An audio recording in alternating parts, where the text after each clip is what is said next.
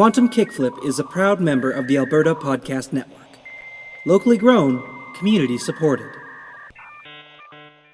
Previously on Quantum Kickflip. I mean, I know it's just a couple of dive bars in Upper Emblem and like a little outdoor festival in Popularia, but this is real. This is a tour. We're doing it, you guys. Did you tell the crew? Not yet, but... Elliott, after posting that, this cryptic reference to finding maybe a new dimension, your page began to get a ton of traffic, but all from like unknown and blocked sources. There's a moment as you guys skate by where you lock eyes and she fully grasps who it is who is rushing at her now. The entire world has the look of a photo negative with the darkest, most shadowed areas shining the brightest. You realize now that we are not in an open ocean.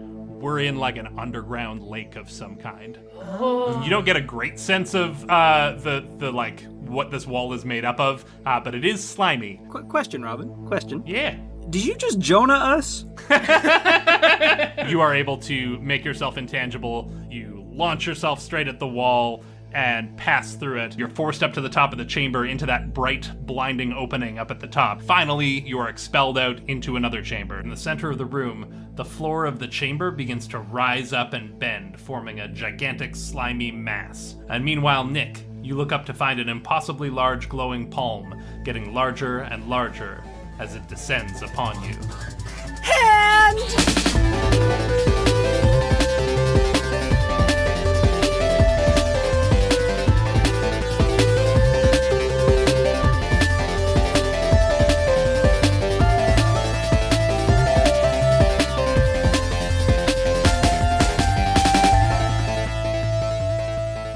Everybody, and welcome to another episode of Quantum Kickflip. My name is Robyn. I am your slug master, game blaster, and your host. And with me are 5 of my best and funniest friends in the whole world, and they are going to introduce themselves in order of how many years of schooling they've had, most to least.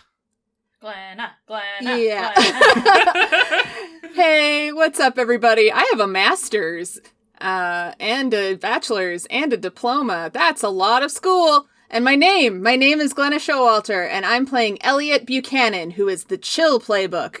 She uses a Voidware backpack to carry a bunch of stuff, including her guitar, which she will use to go on tour with her band, but she hasn't told her crew yet. Oops. Whoopsies. I think I have almost the same number of years of school as Glenna, but I don't have a master's or a bachelor's. I said God. Amount of time and no accolades. You're in it for the love of the game there, Michael. Yeah. Oh boy, do I hate academia. My name's Michael Vetsch, and I'm here playing Nick Lowe, the Smarts Playbook. He's an anime-loving, usually sword-wielding boy who's supposed to be grounded, but instead he climbed through a thick old being.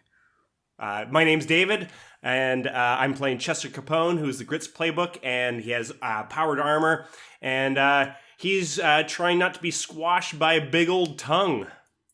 Hello, my name is Laena Anderson, and I am playing Angus Franklin. He is the Guts playbook with the skip mode runners. He's crashing with his good friend Chester, and that's fun. Hello, I'm Liam Creswick. I have 2 years of school. I was in marketing and went, never doing that again. That's a sinister business, that. And then I became a podcaster. So we'll see how that plays out. But yeah, I'm playing Lake Marzden. She's the Heart playbook. She wields the reality cannon, and she only recently put together where her and her friends have traveled to. This new dimension that she found, was eager to potentially name it. And now she realizes we're in we might be in a guy, or a lady, or a genderless giant creature. But either way, probably near a tongue right now. Gross. And as mentioned, I'm your host. I'm Robyn. I have had so little schooling that I wasn't even smart enough to come up with a funny bit to end this whole thing off with. Yeah. So as you all alluded to, the last time you guys you went on a dream run, you took an opportunity to discover a brand new dimension that no one had ever been to before. And at first, it seemed like a cool, trippy, inverted, like the light operates differently here. Light is dark, dark is light, colors are backwards, and there was like a cool underground lake and stuff. But the longer you were there, after a while, but still a lot sooner than I expected you to, you put some pieces together, and I think you have a pretty good idea of where you all might be. And your party is somewhat split, but both sides of it are in pretty imminent danger at this moment. So I think we should just get right back into it. Y'all ready to play some Slug Blaster? Yeah. Yeah. Then I transport you now to the faraway, distant, exotic plane of a dimension that doesn't have a name yet.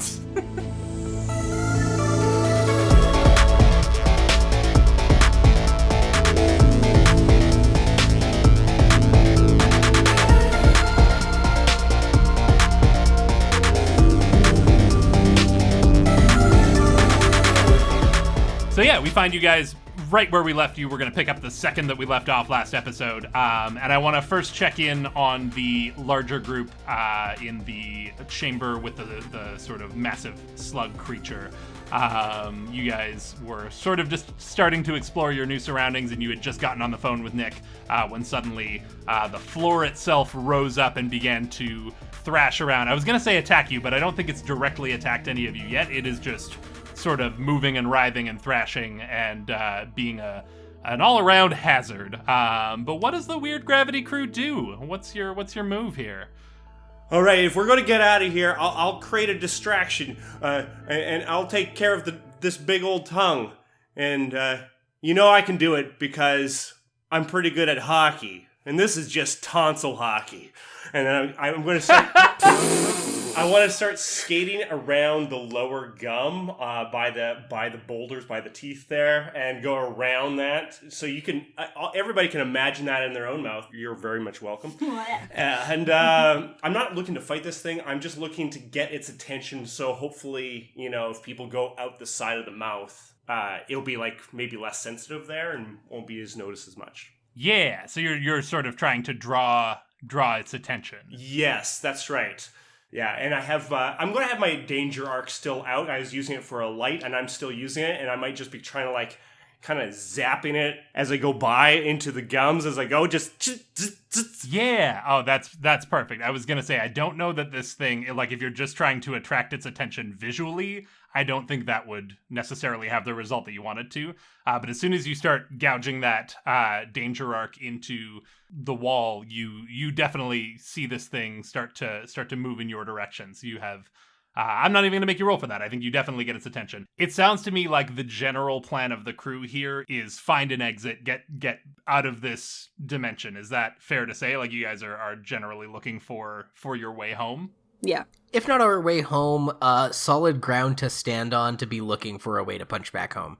Because exactly, that is one of the things that we don't necessarily have a route home yet. And if we're on a moving creature, that's who knows where we could end up when we punch back home. We could next province over, Yeah, totally. Yeah, I think that is a good thing to point out to the audience as well that we may not have mentioned yet this episode is that you guys went into this dimension knowing full well that these portals are one way and that you don't have a planned route out of here. You don't know where you're going to end up. You don't even know if you'll be able to portal directly back to Null, or if you're going to, this is an undiscovered dimension, it may be linked to even further undiscovered dimensions.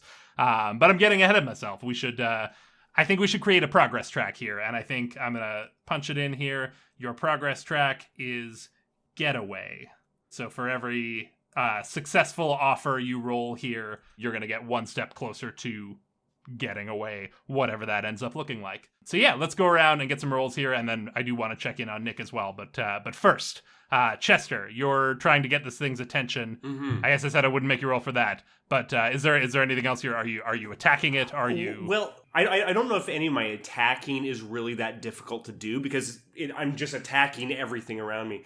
I kind of figured that my role might be just trying to survive. I think that is the case. It is now coming at you, and rolling will determine whether you're able to successfully draw its attention away from your teammates and allow them to do what they're attempting to do, or whether you face negative repercussions of taunting a giant, exponentially larger than you monster into slamming directly at you. So yeah, let's get that roll. Okay. You know what it might be? I think this is... I'm going to use Sacrifice Your Body to get myself a couple of extra dice. So it means I'm... Because I can't see me not being hit by this, frankly.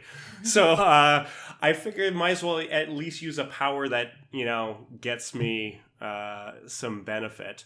I am also going to use a boost out of it, or like the kick to make it, more powerful. That's what it is. Yeah.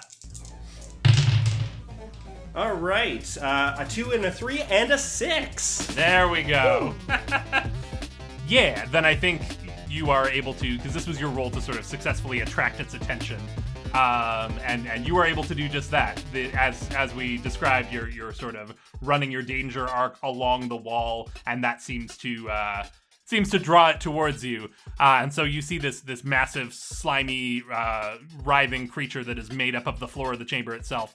It arcs back and slams towards you, kind of like a scorpion tail. But with that roll, you are able to skate out of the way just in time.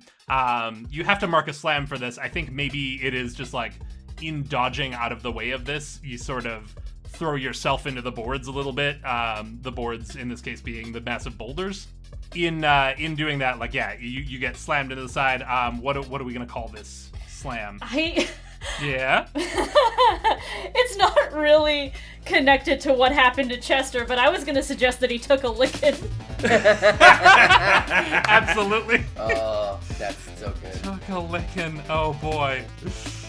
It's in your slam box now. That's perfect. I see that. Chester takes a look around and like, how come this person has all their teeth? Oh, man. And start picking himself back up. Yeah, and I think what I'll give you, because you did put kick on that as well, and I think even though your intent here was just to sort of draw its attention away and survive, the kick is going to mark 1 point on this progress track as you begin to see that row of boulders start to shift. The upper boulders begin to separate from the lower boulders. It's still very, very narrow. It's not quite enough room for you to like crawl your way through, but those beams of darkness entering begin to get a little bit stronger as you see an opening begin to form here. What are the other 3 in this chamber up to at this moment? Well, I also had a tongue solution, but okay. I think I'm going to see if this works. I'm going to let Chester do his thing. He seems to be on it. So I think she's going to just take this opportunity to do a pep talk. She's like, okay, everyone, look it. We're in this weird place, but we've been in weirder situations, and this is a brave new world. Definitely a world, and oh, geez, I was really looking forward to naming this thing. But this thing, if it's a creature, probably has a name. Well, anyway, I'm loving this. This really is the dream run I thought it was, and I want to say to all of you, I really value us working together as a team. This weird gravity thing is incredible, and let's go find Nick, find the outside of this, and punch back home. Yeah, and like again, not doing it deliberately, but makes eye contact with Elliott. Like, yeah, team, like 1, 2, 3, teamwork. And just validates and gratifies her team because this is the dream run it was supposed to be. It's so far so good. She's having a great time. We got all our hype die back, and no one is interpreting double meanings from this. Beautiful. Speaking of Elliott and Angus as well, do either of you have a play here? I think Angus would go towards the mysterious boulders on the one side. Mm-hmm. He's looking for an opening, yeah. But I think he might also take his Negare and basically fire across the cave, basically trying to like trigger a gag reflex to see if he can make this thing kind of like open its mouth so that we can get out. I have a similar plan. Okay. This is also silly. When I get the chance, I would like to roll to pull a 2-liter jug of vinegar out of my bag. Yeah. Oh, I love this. Let's get some rolls to resolve some of these offers. Can Elliott go first? Because It may inform what I want to do. Yeah, I said a 2-liter jug. Let's make it a 4-liter jug, because why not? Mm-hmm. The multiverse will provide. Dream big. Dream big. Why not? I'm going to add an extra die from my backpack, because I'm pulling it from my backpack, so I'm going to roll 3. That's a 6. That's a 6. Yeah, you reach into your backpack and heft out a massive, like Costco-sized bulk jug of vinegar. I think that the markings on it are somewhat unfamiliar. It's in a language from some other dimension that you don't quite understand. But you're pretty confident it's vinegar in there. You feel like if you had to assign a numerical value to how well this went, it'd be about a 6. So you're confident. And yeah, what are you like? Let's carry this roll forward a little bit. What are you attempting to do with this vinegar? Angus sees you pull it out, and his eyes light up. And he kind of had his gun out and sort of pointed across the cave, and he sees you pull it out and he's like, throw it. Throw it? As hard as you can. Yeah, okay. I open up the top. Yeah. So that it will, because I know we're very small, but I feel like if you had something really, really sour, even in a small amount in the middle of your tongue, you might want to open your mouth to try and get rid of the taste. And I'm going to chuck it back towards the uvula. I see. And then Angus, what is your play here? At its zenith, at the highest point of the arc, Angus is going to try to shoot it and make it explode. Yeah, absolutely. I want to specify that, like, yeah, Elliott, your offer was successful here. You made your 6, so like it's gonna have an effect regardless. But let's see if Angus can juice it a little bit here for you. Use those hype dies I just so lovingly reimbursed us for. You sure did. Full of my pep. I will take a hype. Mm-hmm. I will add a d6 from my guts. I rolled a 3. Your highest was a 3. I rolled also a 2 and a 1, if you want one of those. Yeah, take your pick. They all result in the same thing for you. Oh boy. I pick the 3. Yeah. So I think what happens there is, as the slug creature is slamming towards Chester to sort of knock him into the boards, that causes the floor to shift under the both of you. So Elliott uncaps this thing and hurls it, but Angus, you sort of, as you're lining it up, the floor shifts and you stumble, and so your shot just narrowly misses the arcing bottle of vinegar. And so I think both the vinegar and Angus's shot end up towards the back of the throat. The vinegar spills out everywhere as Elliott intended, but the shot doesn't quite make it burst and increase that impact. This is going to mark one progress track, Elliott, as you are getting a reaction here that is ultimately going to lead towards a route of escape. However, the complication from your role here, Angus, not only were you not able to sort of increase the impact of this and perhaps expede your departure here, I think the combination of the vinegar and the blast start to it does get a response from this chamber, but it's maybe not the one you're looking for, as that slug creature begins to sort of arch up and the whole floor starts to move, and this slime that's sort of coating the chamber rises up and then begins to rush to the back of the chamber, almost in a like swallowing like, as though you had an unpleasant taste and a bit of a pain or an itch at the back of your throat, and you decided to swallow to kind of like get rid of whatever that taste is. And all of you find yourselves being, you're not immediately pulled down, but you are, your feet go out from under you and you are all sort of in danger of heading that direction. Man. Okay, hang on. I want to use my causality hoop. Oh, yeah, I want to try absolutely. again. Good save. I'm going to mark a boost. Yeah. And I'm going to roll to skip back in time a few seconds. This is not a golden jungle situation. I literally want to try the exact same shot. Yeah, absolutely. But I'm just rolling a d6, so this better go well for me. I rolled a 1. God damn it. Why would you only roll one die? Why would you do that? Hilarious. Yeah, the same thing I described. You're all sliding towards the back, and I think as a consequence of this, Angus, you are the closest to being swallowed at this point. You are being pulled along in the stream of slime. I thought. Not anymore. You're not.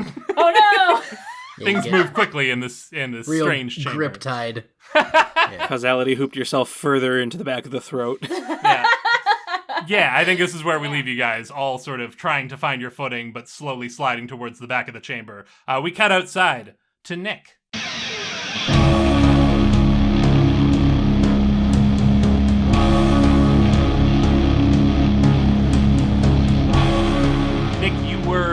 last we saw you, you had discovered yourself in the midst of a giant inverted shadow, and you looked up to see the sky full of some sort of massive 5-pronged structure. I'm having a really hard time continuing to describe everything as though I don't know what the bit is. Robyn, I think I might have a word that more succinctly describes it for you. Hand! Sure is. That's the one. What does Nick do in this moment? Is it just like, is it reaching like fingers first, or is it just going like open palm slap? Like, I think more the second one, yeah. Like a big, as though it's just like going to pat itself down or yeah. Now you were attempting to kind of make your way towards where gravity made more sense, which we had determined was sort of generally upward. Mm-hmm. And I think you have made some progress in that endeavor, but you're also like you are using your sneakers to secure yourself to the outer wall, which means you're not like gliding on a hoverboard. So I don't think you've made a ton of progress here. So you're kind of just in the middle of this vast field, but that was your ultimate goal, was to sort of rejoin the others up further. Yeah, what are you gonna do here? Well, he screams hand. Yeah. And Important. I think his initial reaction is to sort of like Mario Party minigame it and get out of the shadow. Okay. Trying to just like like that avoid where this thing is coming down. Yeah, like move to where it isn't. Yeah, we're gonna need to roll one way or the other, because like this thing is already coming toward you. You're gonna have to avoid it, but I wanted to see what way you're attempting to do that. And I think that's absolutely a Nick solution. You see the shadow, you see the object, and you're like, well, that's the way to avoid it. I think it is still like, it's difficult to judge, and it's also just difficult to get where you're going fast enough in time. So it is going to take a roll. Let's get that attempt. I think I'm just going to add the 1 here. So I'll be rolling 2d6, and Nick's just trying to get out of the way with this one here. Ooh, boy. It's a 2. Oh, no. Yeah. I think your smarts are able to calculate exactly where you need to be, but you're just, again, you're walking up a wall, and when you're on a hoverboard and using all of your cool tech to sort of expedite your process, that is more than made up for. But in this moment, it's the equivalent of like an athletics roll or an acrobatics or something, and Nick just isn't the strongest in that department. So I think even though you know where you need to be, you can't quite get there in time, and your surroundings get brighter and brighter until this thing is fully upon you. On the upside, I learned from my failures and regained that die. There you go. Always a bright side. A too bright side. Yeah, you're very bright right now. So you are going to take a slam from this. However, this thing is massive compared to you, and that might feel like, oh, a building just fell on Nick. He's dead. Or at the very least, peeled back. I don't think that's the case here. I think you are going to get a squished slam as you are sort of pressed into the surface here. However, yeah, you ever go to slap a mosquito and then you lift your hand up and it's flies away unharmed, and you're like, what the hell? I think that's what we got going on here, is like you're just able to sort of squish yourself into the fibers of the surface of this wall. It's not comfortable. You do, like, you get the wind knocked out of you. You feel all of yourself sort of compress at the pressure of this, but whether it's a proportionate strength thing relative to your size, or just the luck of where you happen to get squished, you are able to survive this. That does fill your slam boxes, which is bad news if this were to happen again, or even if this current squish was to be maintained for too long. I think in this moment, Nick's going to pull a classic maneuver, following suit of the Millennium Falcon, where it just attaches to the back of a Star Destroyer to hide. And I need to try and disconnect from the main surface of this thing and reattach onto the hand as it pulls away. Yeah. Oh, absolutely. So again, you don't normally need to roll for using your anti-nega-friction outsoles. Like, you can just walk up walls. That's a thing you can do. But you're attempting something a little trickier here. You're attempting to disconnect and reconnect, all while sort of being pressed and squished. So I think this is going to require a roll, but you can add to it. You're using both your know-how and your device here, and you've got some hype dice at your disposal. I think you've got the resources you need to get this done. I believe in you. I'm going to use that exact same smarts die that I just re-got. Since this is more inherently a move with the sneakers, I am going to pop another die there. Yeah. And I'm also going to throw one of my smarts kick on. So I'll be rolling 3d6 with a kick. Beautiful. So I'm hoping that despite the previous squish, the kick will give me a little more agency once I'm clear on the other side. And that is a 5. There you go. We got a mixed success. Oh boy. Let's start with the positive. You are able to do what you set out to do. You disengage your sneakers and you feel this massive structure upon you begin to let off the pressure. And as it does so, you're able to quickly swap around and get your feet underneath you, and you attach yourself to this thing as it rises up away from the surface you were just on and carries you with it. You're standing on a massive palm. You see creases running in various directions, and going out in one direction, you see 5 branches that ultimately lead to terrifying cliffs, and the other direction, one longer and wider pathway. And that's where you are at the moment. What is your complication from this? I think what it is that it's not going the direction you want it to. It comes away from the surface, but rather than moving up in the direction you were trying to go, it starts to drop down. Mm-hmm. Everything is moving like slow relative to you, like it's moving in hyper slow motion, but it is moving away from where you want it to go. You're being carried in exactly the wrong direction here. Mm-hmm. I think in the overall scheme of things, moving away is a bad thing, but also within the framework of trying to find a better stance for gravity's sake, being on a smaller thing like a hand, I can probably get to a more comfortable position easier. Yeah, totally. It's the very definition of a mixed success here. You didn't get quite what you wanted, but you're not in too bad of shape. And you're looking on the bright side.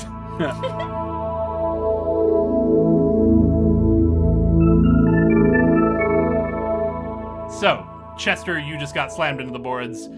Lake, your inspirational, motivational speech was met with not a huge reaction, and then the floor shifting underneath you.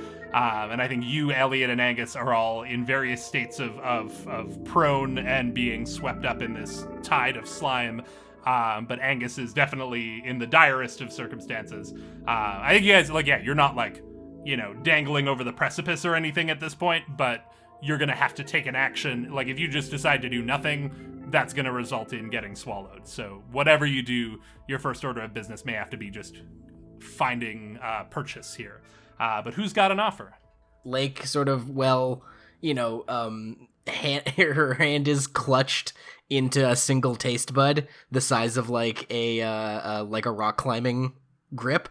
Mm-hmm. with her reality cannon, is gonna fire basically like point blank. Because I'm imagining we're maybe like closer to the back half than the front. Yeah. Yeah, I think rapidly getting that way. Yes. So she's pointing basically at the ground, but sort of hoping to like aim up a bit. Like she's hoping to send out an effect from where she is to the tip of the tongue. Yeah. And I want to use the parameter dial, temporarily change a minor feature of a target. I would like to change this feature to numb. Oh, interesting. I would like to numb the tongue. Yeah, I love that. I'm going to add some kick to it, because I think she, having just come to the realization that this is a creature, maybe doesn't want to go blasting it because it's still like a living thing, and she wouldn't like it if a fly blasted her tongue to 1,000 pieces. Yeah. Or sorry, not her tongue, but like a tooth. Was the other thing I was thinking, like break up a boulder and escape that way, but that's somebody's tooth. That'd be no good. Yeah. And are you adding any dice to that, or attempting to? I'm gonna add my own hype die. Beautiful. Yeah. Whew. 2. Oh man, the rolls this time around. Yeah. Oh. Yeah. Weirdly, I think it is like I was gonna say that it's probably not too hard to hit this thing because again, it's kind of the entire room around you and you're right up against it firing point blank.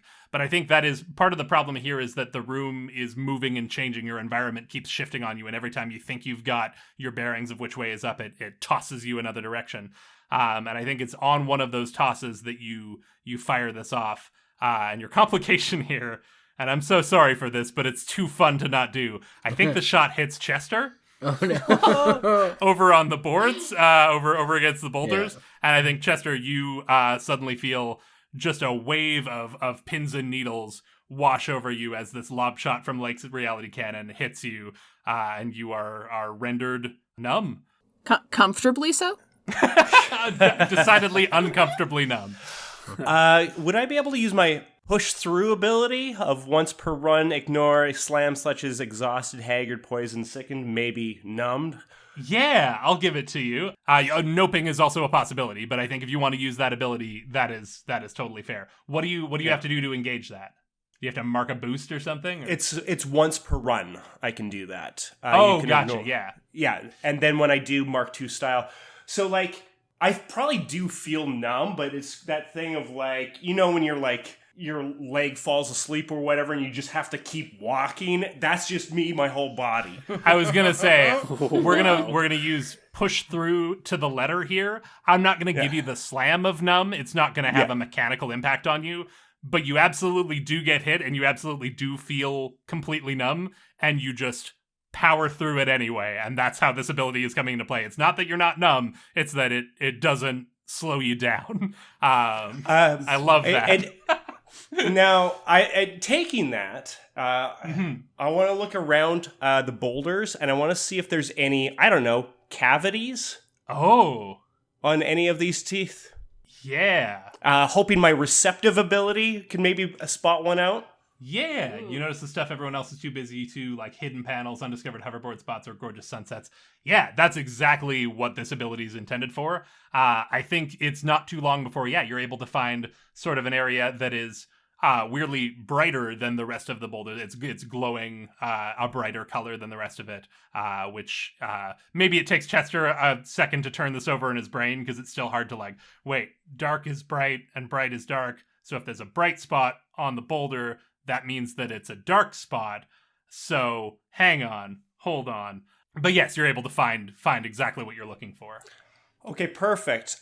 So I'm going to once again engage that like spike that comes out of my like gauntlets, which was originally designed to like break up concrete from when we first found the armor. Yeah. And what are teeth but really the concrete of the mouth? So I am just going to run forward and, if it's up top, I'll jump. If it's down below, whatever. I am going to go with all my speed, and I'm going to put my spike directly into that cavity. That would make somebody's mouth open if I do say so myself. I think you may be right there. This has got to be, you got to roll for this, right? To attack? Oh, yeah, that's for sure. Well, I'm going to use my last dice, bonus dice that I have for my armor, for my diligent maintenance.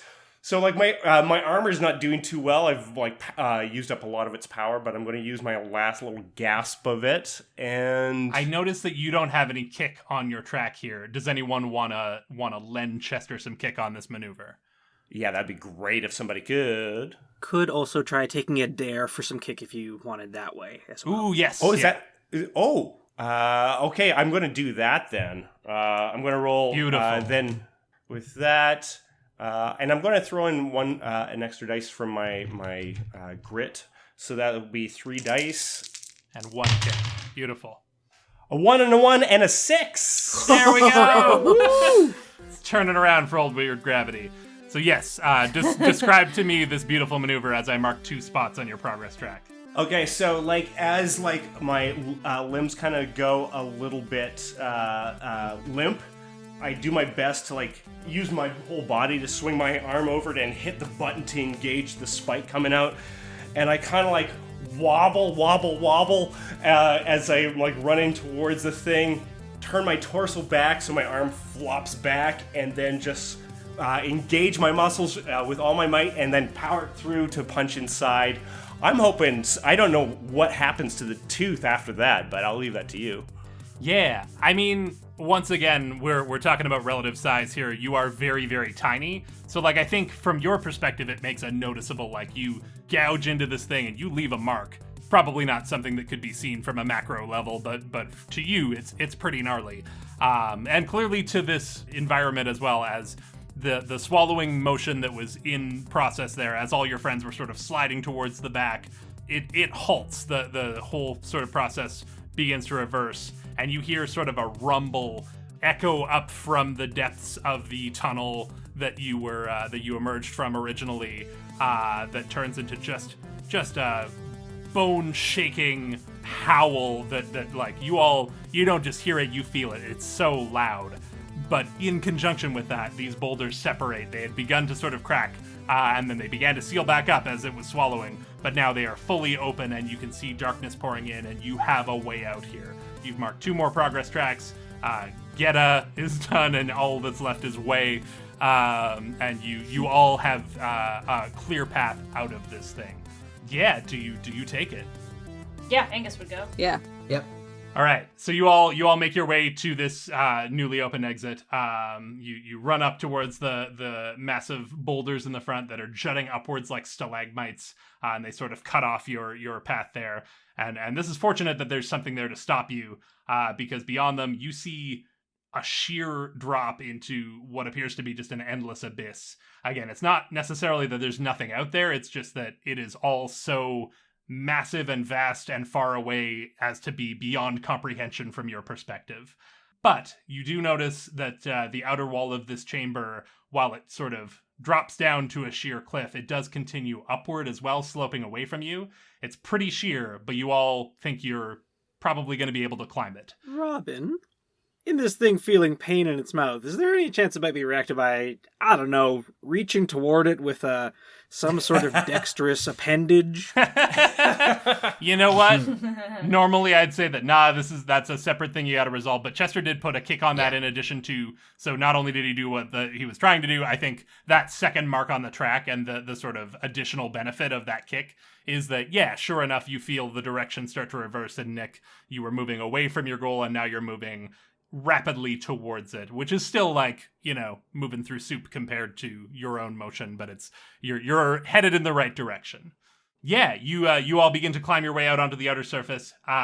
You enter into a forest of long, thin sort of vegetation or trees. They're semi-translucent with a glowing, ghostly blue-white center, and they grow at an angle from the terrain, so it actually kind of makes it easier to climb. It gives you something to find purchase with. And in the distance beyond this forest, you see 2 large caves looming in the distance, their twin mouths glowing brightly. As you get closer, you begin to feel a pull towards them that grows stronger and stronger, as if all the air around you is rushing towards the mouth of these caves and threatening to pull you with it. For good measure, Angus is going to activate his anti-negative friction outsoles so that he too is rooted as he climbs, because he also wants to take his phone out and try to call Nick again.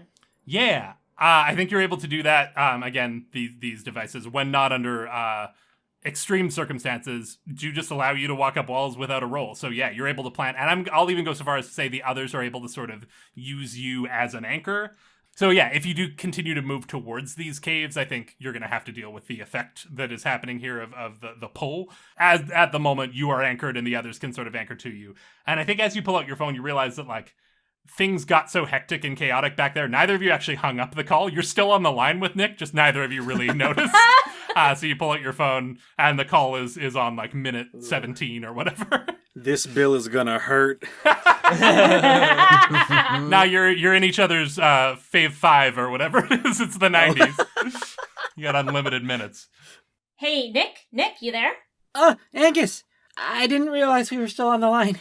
Yeah, sorry, we were going through a tunnel. Where are you? Are you close to the mouth? Well, I'm getting rapidly closer. At this point, on the hand, do I have a view toward this thing's face at all? Yeah, I think you would. Again, it's so massive as to be a little bit hard to take in, but also like the perspective here I think works, where like other stuff distant from you is maybe too far off and just lost in a haze or lost in the curvature of the environment. You've got a clear angle on this. What you can see now is absolutely a face. You can see your friends climbing over the row of bottom teeth and hand over handing their way up the top lip, which is covered in a forest of dense mustache hair. And they're kind of standing, you kind of sort of lose them in the forest there, close to the nose, but it looks not dissimilar to a human face, but also not identical. It's got kind of a let's say a 90s CGI Uncanny Valley thing going on, where it's like, that's clearly supposed to be a person, but it's not quite, and the inverted color and light just adds to that effect, where it's just like, it is hard to sort of keep track of. I'm getting closer to the face. Are you all still in the mouth? No, we just got out. We're heading up. Well, let's try and rendezvous in the stash. All right, we're here, so, whenever you can get here, how are you getting here? Oh, I'm late again. Sec, I might need to hang up for this. Aw, but I'll miss you. Is this maybe where that same, like, shadow of light starts to come towards us as this hand shades the mustache? Is Oh, that fair to say, absolutely, Robyn? yeah. I think you guys do, you feel everything around you, your surroundings get brighter and brighter. Yeah, Nick, you mentioned that you might have to hang up for this. What is this? I was hoping to pocket my phone, hop on my board, and try and ramp up off one of the fingers. Yeah, absolutely. Pocketing your phone and hopping on your board are things you can easily do. But for that last part, we're going to need a roll for that. Ooh, absolutely. So with this, I'm going to use the last of my smarts dice and kick. So I'll be rolling 2d6 with a kick. Actually, was there any more team style still? Team hype dice? I think we have one hype die left. Yep. Yes. Can I use that last one? Go for it. Go. Amazing. So I will be rolling 3d6 with a kick, and I'm going to try and look cool. This is a big old jumpy jump off of a huge hand. I'm going to do it. 2 questions. Mm-hmm. Yes. We see the hand. Yes. Just to clarify that. Yeah. Do we see Nick? I don't think you can quite make him out from your vantage point, but like you can sort of get a sense of where he might be based on what he has told you. I have reason to believe he may be on the hand. I think based on your phone call there, yes. I think last thing Nick is going to say into the call is like, I got to hang up, get ready to stream. Oh, yeah, that's exactly. Angus pushes the end button, goes immediately into my page, and starts streaming the hand. Beautiful. I love it. Yeah, I think this depending on how this goes, might net you some extra crew style, but let's see how this maneuver plays out for Nick. Here we go. That's a 6. Hey! There it is. Did you put anything on that, or like extra dice, but any kick? I had one single kick. One single kick, so that's gonna mark 2 progress tracks, or two spots on your track. You are 1 letter away from getting out of this dimension. Describe to me this maneuver. I think as he pockets the phone, pulls out his board, he's still negative friction outsoled down, so he has good grip. He plants one of his feet on the board. He's still got it activated, so he's stuck to the board and the creature's hand, and he uses that extra friction to push off really fast and goes flying all the way over the ridges of the knuckle toward the smooth plane of a huge fingernail. Are there fingernails? I'm assuming this. Yeah, absolutely there are. He glides over that last bit and then shoots right off the precipice out toward this huge forest of mustache fibers. And Angus, from your perspective, you can't see Nick at first. You just see this massive hand moving towards you. But as you fire up the stream, and as the hand sort of fills the entire frame and beyond, just the entire sky is full of this structure, you see a small glowing blue shape move towards the end of one of these long, massive appendages, and then leap off. And it's sort of silhouetted, inverse silhouetted against the brightness of the sky behind. And then it gets closer and closer and resolves into the shape of Nick as he comes directly towards the frame of the camera, and you almost have to dodge out of the way as he lands triumphantly beside you. I think Nick manages to, in that moment of being silhouetted, he's taking the board off of his feet so his shoes are clear, so he can stick down with the negative friction outsoles to the upper lip as he lands here, and then sort of panting, he turns and looks toward the camera. Ladies and gentlemen, Nick Lowe! Anybody need a hand? Cut What stream? And with that, our crew back together. 1 mark left on your progress track. You make your way. I don't actually know where you're making your way towards. I assume you're looking for an escape, but have any of you tried to find a thin zone here? Hey, Lake. She's like dangling off a mustache hair. Like, yeah, what? Like, You want to run an ampimeter real quick? she's like, Angus holds out his hand. He's like, I can hold on to you if you want to run the ampimeter. okay, yeah, she's like, I was prepared to find safer passage than vertical under inhaling tunnels, but Now's fine. okay. She's like, well, all right, I trust you, Angus, and holding onto Angus with one hand and like a mustache hair under her armpit just for extra security. She pulls out her phone and fumbles with it and tries to find a thin zone.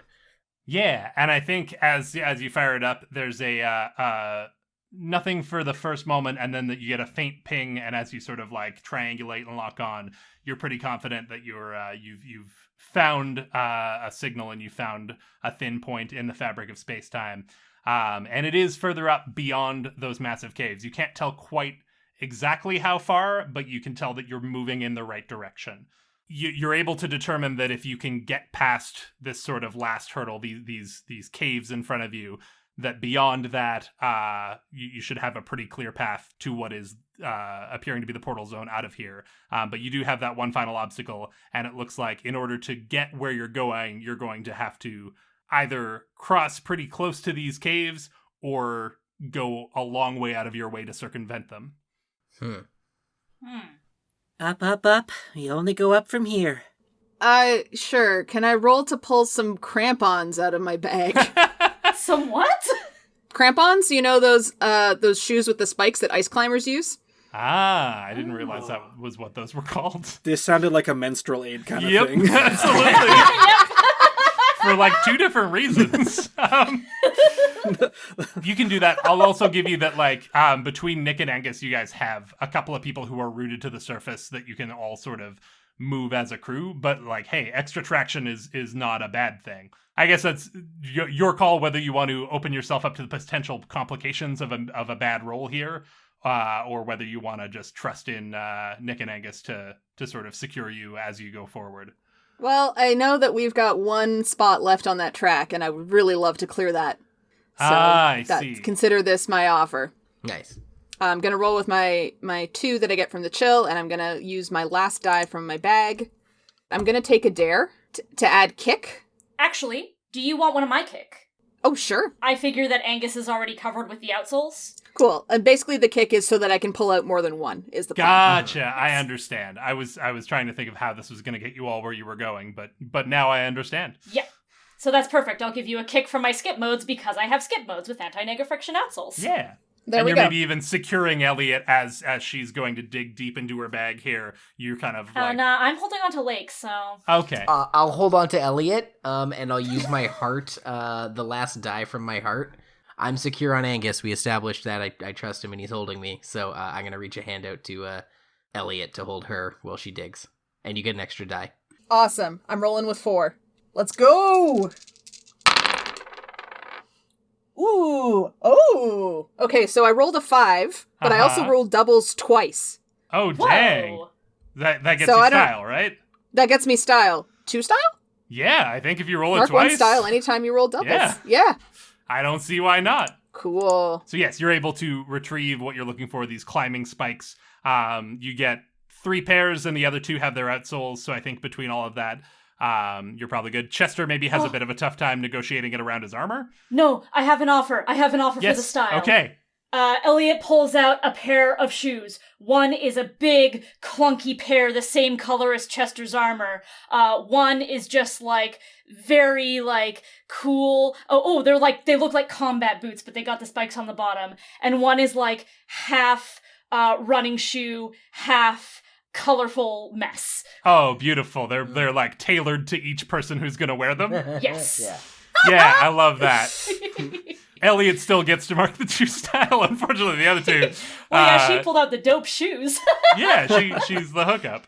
But yeah, you all get outfitted here. And this is going to mark the last check on your progress track here. I think the complication here from your mixed success, because it was a 5 and a mixed success, is that as you're all focused on, like, Elliott, you're focused on retrieving these things from the bag. Lake, and by extension Angus, you're focused on securing her, and Chester, you're watching this play out. Everyone's sort of paying attention to what Elliott's doing, and you lost track of what happened to that hand after Nick leapt from it. Like, he leapt to the mustache. It was coming up to the mouth to do something, and while it's moving very slow relative to you, it is now doing the thing it started to do, which is sort of press itself against the upper lip. And I think Nick is the only one who notices it before it happens, and he begins to cry out, but it's cut off mid-word as one of these fingers comes slamming down, and Elliott, it catches you for a slam. No! Nope! I'm noping I was that. gonna say, you can't say no to me, but you can say nope to me. That's in the rules. Yeah. Do you have any fancy way that you avoid this, or just roll out of the way just in the nick of time? I just avoid it. It's just cool. Yeah. Maybe it's Nick's cry that alerts you, and you're able to just sort of roll and slide and grab one of these thin, ghostly trees just at the last second. Not only do you get out of the way, but you don't drop any of the shoes, and you're able to sort of collect yourselves, and this hand slowly begins to retreat. And with that, you've marked your entire progress track, and you're able to start making your way north, up, who knows what cardinal directions mean in this freaky dimension. Yeah, you feel that pull towards the caves, and then as it continues, it begins to sort of recede and then reverse. You then start to feel like a gust of wind come out of the mouth of this cave, but with these climbing shoes and your Negafriction outsoles, you're able to keep your grip and continue progress forward. It's slow going with this sort of jet stream pushing back against you, but you're able to make your way through, and you sort of get out and around these caves. As you make your way upward, you come across something even stranger than everything else that you've encountered thus far. It almost looks like a pond, or more accurately, a lake stretching out as far as you can see, but unlike a lake, whatever this is, it's vertical, following the same plane as the wall you've been climbing. The surface is a deep, velvety black and completely still, to the point that you can't tell if it's a liquid or a solid. More of those same pale, ghostly trees line the perimeter, thinner and further apart than the ones you encountered before back in front of the cave. And far out in the center of this dark pool, there's a ring of vivid color, a brilliant orange crimson, and beyond that, a brilliant white glow. And Lake, your ampimeter confirms that white glow is exactly where you're headed for the portal zone home. We're almost there, gang. It's up there in that big old that's an eye, isn't it? Oh, jeez. Yeah, the portal zone seems to be inside the eye. I was really hoping we were gonna be able to slide down the ramp that is the nose and off into the other dimension. And as she says it, she looks down, and the nose is now like a little bit far away. Like, yeah, it's like, oh, vertigo. But it's like we're close. It's in the eye, gang. Prepare for pupil portal, people. And I think just because you guys have marked this entire progress track, I'll give you that, like, as you're standing there kind of figuring out, like, okay, how are we going to climb on this thing? Are we really going to dig crampons into eye meats? That's unpleasant sounding.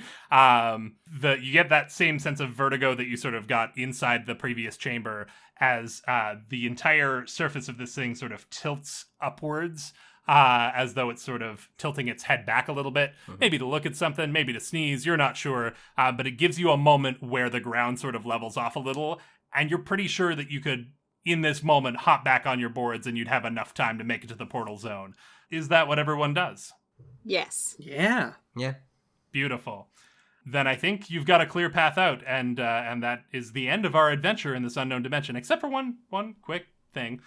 There's a thing we do near the end of runs. Well done. Great run, gang. Great run. Good job, everybody. I'm sure it's on the rules somewhere. Let me just find the there's a disaster roll still has to be. So we're all hoverboarding as hard as we can in the brief moment this thing has its head tipped back. Yeah. Angus is streaming. Streaming. We're all Beautiful. racing towards this pool. Yeah, you're gliding across velvety black, not even velvety, reflective black eye surface, making your way towards a ring of color, and beyond that, this portal. And as you make your way away from the We describe this as looking like a pond or a lake. You look back towards the shoreline as it grows more and more distant, but then suddenly it starts to get closer again. It's moving towards you quite rapidly. Everything here has been moving very slow. The hand and the tilt have all been like almost like it's in slow motion, but this is happening quick. And you realize with horror that you're about to be caught in a blink, and you're going to need to really push it to get to the portal in time. And that's where we're going to get our disaster roll. Let's get those rolls.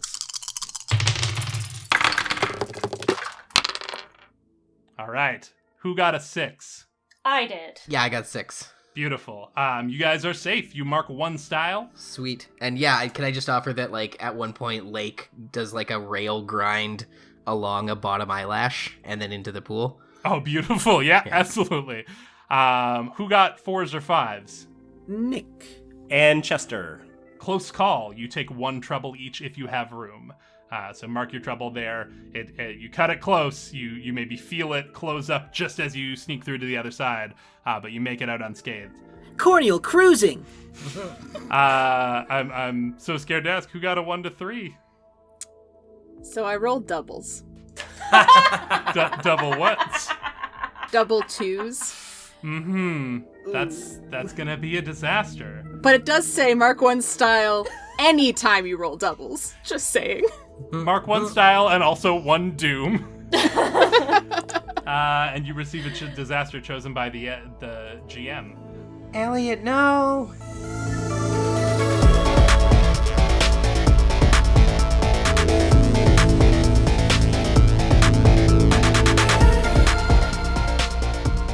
Hey friends, it's your Slugmaster here to wish you all the happiest of holidays and to thank you as always for listening and sharing the show with friends. Give the gift of a cool podcast to your friends and loved ones by recommending this show. It costs nothing, but by the time they figure that out, it'll be too late.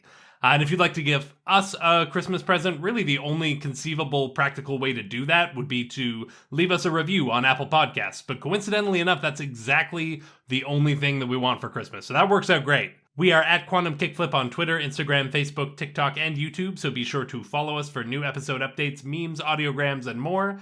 You can also subscribe to us on Patreon, where for just $5 a month, you can get early access to every new episode of Quantum Kickflip, as well as bi-weekly bonus content like interviews, outtakes, and lots more. I'd also like to thank our sponsors at the Alberta Media Arts Alliance Society, whose goal is to advocate, educate, and celebrate the media arts in Alberta. Check them out at amaas.ca. And finally, we are proud members of the Alberta Podcast Network, who we will hear more about in just a moment here. We normally release Quantum Kickflip bi-weekly, but this is our mid-season finale, so we're going to be taking a short break for the holidays, but we've recorded some holiday bonus content for you, so that'll be up on Wednesday, January 5th as usual, and then we'll be kicking off a new adventure shortly after that. We're going to get you right back to the action here, but first, I'd like to throw it over to a gigantic, unfathomable being for some quick words from our sponsors. Hi there, this is Calef-Lavar the Unknowable here to tell you about this episode's sponsors. I'm gonna do my best here, but I apologize in advance as I'm not feeling well today. My stomach has been bothering me and my face has been kind of itchy. I'm not sure what's going on. Anyway, today's episode is brought to you by Pod Power. With Pod Power, our sponsors are making it possible to amplify the voices of Albertans and Alberta podcasters. This episode, Edmonton Community Foundation is helping us give a Pod Power shout-out to Overdue Finds. Overdue Finds is an Edmonton Public Library podcast. Bryce Crittenden and Carolyn Land host conversations about books, movies, music, pop culture, and other interesting news about Edmonton. It's a great way to learn about what's happening at EPL and about how you can use your library card to access all of EPL's in-person and online services.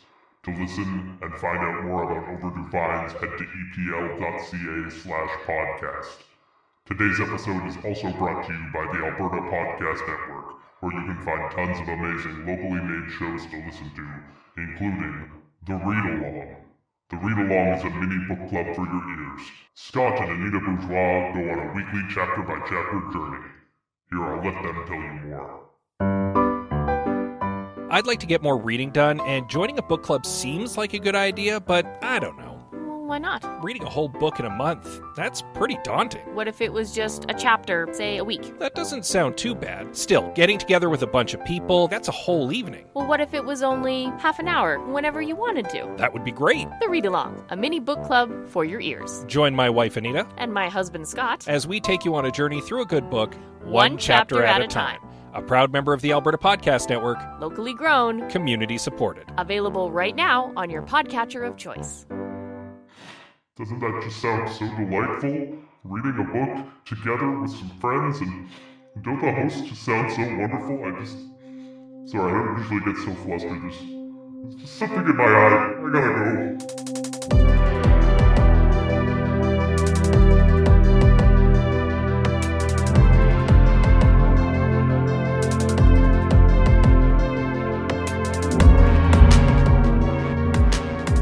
So Elliott, disaster strikes for you. All of your teammates, you see them careen out ahead of you. They're gliding ahead, and one by one they sort of disappear into this bright white glow and cross through the dimensional rift. And you're sort of last in line. And as you go to cross through here, I think it's just like that we mentioned that the shoreline is coming towards you, getting closer and closer. And you're about to get smashed between the two opposite shorelines as they converge in what can only be described as a blink.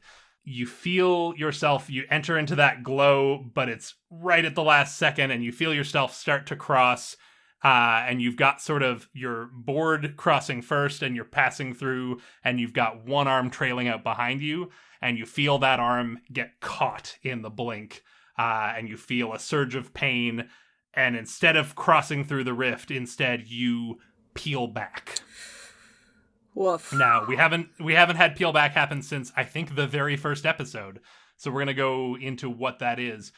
The way that the multiverse works in Slug Blaster, you can only be away from your home dimension, your original plane for so long before it starts to pull you back. And in moments of extreme stress or extreme pain, it can snap you back violently. It is a deeply unpleasant process. It doesn't often, it's not fatal, but it is wholly uncomfortable. Angus can speak to it. It happened to him last. Yep. I believe. Sucked. But it's happening to Elliott right now. Just for convenience's sake, I think you have found a portal to Null here. You know what? I think there is a big Myper radio dish on the outskirts of town, like a big satellite installation. And you guys sort of, those of you who made it through the rift appeared in the center of that at like the lowest point and sort of slid down the curvature of the disc and did sick tricks as you leapt off the bottom. And you find yourself sort of on an industrial road on the outskirts of Hillview. Whereas Elliott, you sort of just blink into existence suddenly and crumple into a heap on the ground. And you feel that pain throughout your entire body, but more specifically, you feel it in that left hand that was trailing out behind you. It closed upon your hand there, and that's where the pain is centered. Elliott? Woohoo, gang! That was sick. Oh my god, so much fun. She's like high-fiving Chester, high-fiving Nick. Oh wait, Elliott? I don't know if I can play. Shit. I don't know if I can play. I don't know if we were supposed to go on tour, and I don't know if I can. Hey. It's okay. Hey, I've been there. I know. Just, oh god, this sucks when it happens. Just keep breathing, I guess. Boy, I fast forwarded so much when this happened to me. Guys, Elliott peeled back. Like, can you call Camry or something? Can we get a pickup from? Oh, what part of town are we in? Yeah, I'll call Camry, and then flips open her phone and walks just out of frame for everyone else to have a conversation while she makes a call. Chester is going to pull out his first aid kit, and he's going to get like a cold pack to like help reduce the swelling on the hand, and just try to tenderly hold it because it's probably fractured. So he knows all about wounds like this, and just like tries to like even though he's got like this big clunky armor and he's a big tough guy, he's got like this just real gentle touch as he tries to take care of her and doesn't say anything. He's just there to like take care. Yeah. Is this one of your other items in your gear? Is you have a first aid kit? Yeah, I have repair tools and a first aid kit. Because of course I have a first aid kit. Yeah, no, I think you're able to provide some comfort here. I think whatever's happening, like part of it is the pain of like your hand getting caught, so there is like physical damage here, but there's also sort of a meta-terrestrial, like metaphysical damage to the essence of your quantum being as well that is maybe not so easy to heal with an ice pack. But the ice pack does help. Elliott, you feel a little bit of relief in your hand as Chester tends to you. You're all being so nice. How come you're never nice to each other? What? What do you mean? We're just. You're always fighting. All the time. You're fighting with each other, you're running off without telling people, and then you're getting mad at people for running off, even though you might have a good reason for running off. 'Cause sometimes running off is what the right thing to do. And I have to leave. Lake comes back to make sure she's present for this part of the conversation. What? What do you mean you have to leave? This was supposed to be one last run, one last dream run before I left to go on tour with the band. And now I don't know if I can even play my guitar. And I didn't know how to tell you guys. Hey, well, don't worry about your hand. We'll take care of it. Just try to rest, and we can talk about this later, Elliott. You've been through a lot right now. Everyone with talking about it later. Let's talk about it now. There he is. Come on, Angus. She just peeled back. You went through this. What are you doing? I think that this might be good for Elliott. He pulls out a cigarette and his lighter and holds it out to her. After all, you have a hard time confronting people, right? I don't want one right now. Suit yourself. Angus lights it and takes a drag. Elliott, how long have you known this? Like, this whole run, you were planning on this being the last run, and you never told us? I was trying to find the perfect moment to say goodbye to each of you, but things got so out of hand, and we weren't even in the same room half the time, and we never talk to each other. It's always yelling, and it's always fighting and running away, and I'm the worst of it. I'm right here. Yeah. You are. What are you talking about? We were always fighting. Like, sure, we have our bumps, but like, think of all the times that we've been there for each other, where we've literally caught each other as we fell, or saved each other from the maws of certain doom. And geez, like, I mean, I think each one of us have proverbially noped an injury or a bad experience for each other, probably, in every combination there is. What do you? I reject that idea that we just fight. We're a crew and we're a team, and we get along, and we tell each other how we're feeling. And she starts kind of like sobbing. Well, I'm feeling like I can't stay anymore. I was gonna come back after the tour. I was. But still could. And Angus goes and puts an arm around Lake. Still smoking. But now I'm not so sure. And I think that's where we leave that scene. In the moment of tension. Before I tell you what happens next. Are we marking any downtime tracks there? What was that scene for people? I think that was darkness for Elliott. Yeah. Clear up before trouble. It catches up to you and hurts your own team. How? What do you say that you shouldn't have? What promise did you break? Mark one doom. Take one fracture. Because she has been struggling with confronting people this whole time, and she let it get out of hand. Yeah. Because, like, clearly there was more to her issue than she was going on tour. Yeah, we see that for sure. What do we want to call this fracture? This is now the second fracture on your crew page. Michael suggested I'm out of the band in the chat. Which is ironic because she is still in the band, but not the crew. Yeah, I like that. Out of the band. So I think there's one more thing we need to resolve before we get into doling out like personal style and crew style and all of that stuff that comes at the end of the run. As you guys are waiting there and you're caught in this wordless moment of Elliott saying that maybe she's not so sure she's going to be able to continue on with the crew, you hear the sound of a vehicle approaching, and you have a moment where you're like, wow, Camry came really fast. That's impressive. And then as you listen, you realize it doesn't sound like tires on road. It sounds a little more advanced, a little more high-tech, a little more hovery than that. And you realize that closing in from either side on this outskirt dirt road are a bunch of rescue agents on hover bikes. And they all pull up and glide to a stop and draw their weapons, and they've got you completely surrounded before you can even act. You're caught in this moment of pain and emotion, and you recognize one of them as the same agent that you met back on Town Day. And before that, when you broke into the draft facility, although he would only remember one of those two encounters, weirdly enough. He begins to bark an order, but before he can get the words out, a small spherical drone drifts lazily down in front of him. "Stand down, officer," says a metallic voice from within the drone. And he looks at it incredulously and is like, "I don't take orders from you." He barks back, "I get my orders from..." But he's cut off, and his radio crackles, and he holds it to his ear. And you can't hear the voice on the other end, and he looks upset at first and begins to protest, but ultimately he nods, and he motions to the other agents, and they all lower their weapons, and they all reboard their hover bikes, and they turn around and begin to clear the area. Meanwhile, can Angus stream sure, as they're lowering their weapons? Yeah, I'll give you that. Beautiful.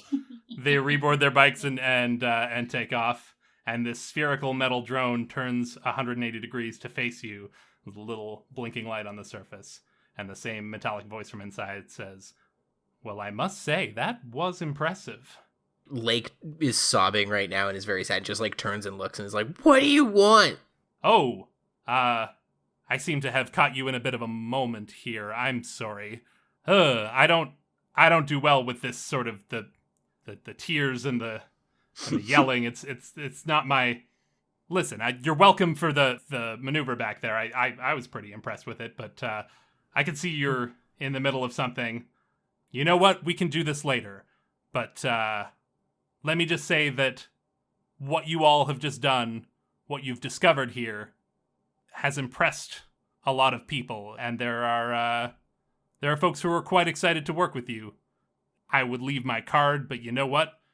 And at this point, the top of the sphere kind of opens up, a little hatch springs up, and a tiny little hologram appears. And you get a weird sense of deja vu as this little hologram appears, because you've seen this hologram before. I was going to say, have we seen these orbs before, too? Are these similar to the Popularia orbs? A little bit, yeah, now that you mention it. But you've seen, the orb is similar, the hologram is identical, except the last time you saw it, it was 50 feet tall and busting up Multipalooza. But this time, it's just little, and it's on top of a drone. And a hologram of Tristan Voss says, "Just call Myper and ask for the boss. I have a lot to discuss with you, and I'm very much looking forward to meeting you all in person. Anyway, you're welcome." And the hatch closes up, and the drone drifts away. Does it pass Camry showing up? Like, are they going opposite directions? Yeah. Oh, that's beautiful, yeah. Camry honks as the drone swerves out of the way of his car. I love that. But yeah, this run was an opportunity, specifically Dream Run. You get a chance to go on a run with an extra reward in a place you couldn't normally access. And so your extra reward here, I guess we'll have to see if Weird Gravity is able to maintain their crew status long enough to take advantage. But Myper has noticed you and wants to talk sponsorships. Nice. Ooh. Whoa. And with that, let's go into some downtime.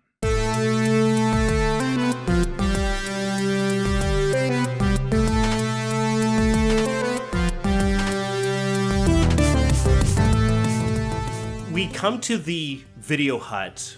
Nick has been on shift, and Chester comes in through the doors, and he's got like a little bit of hustle in him. And Nick, you wanted to show me something. I came down right away. I'm so excited to see. Chester, you made it! Yeah. I can't believe it. The whole crate full of tapes came in today, and yours was stacked right at the top. I know you said you had a couple of clips in, but I didn't know you were going to be on the cover of the box. And then Chester reaches out, and it's like a VHS tape, I think. Oh, yeah. And it's, from this like Canadian side of the slug blasting community that it's like these clip videos that compile a whole bunch of slug blasting moments. It's called them the Punch 'em Crunch 'em Slug Blasting Volume 4. And there is Chester on the front, full on slugging an arborist in the face kind of a thing. Oh, I love that. Oh, man.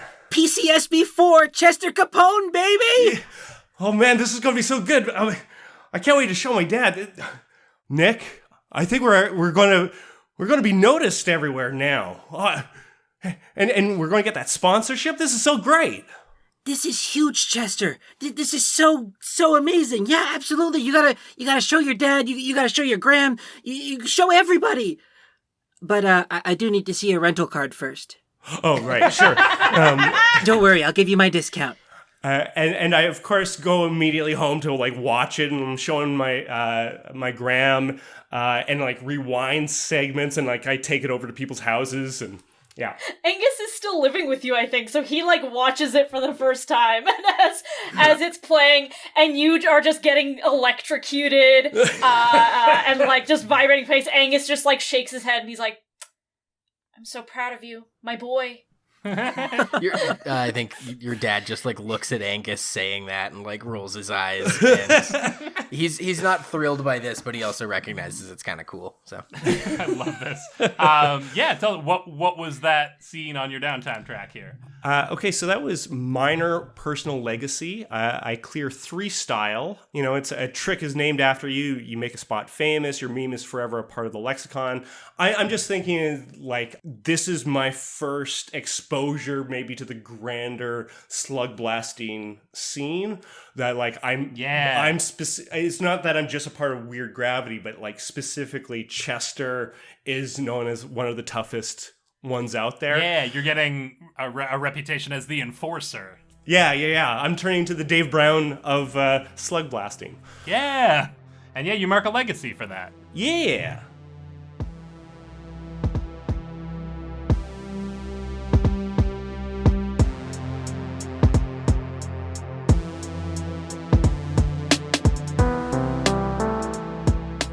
So I think it's sometime after our last run. It's a bright November morning, and Nick has decided to go over to his Uncle Terry's place to help shovel out some snow. I think maybe Terry lives in like a basement suite or something, but as part of the rental agreement, he has to shovel both the driveway and all the walks on this corner lot around the place. There's a lot of ground to cover.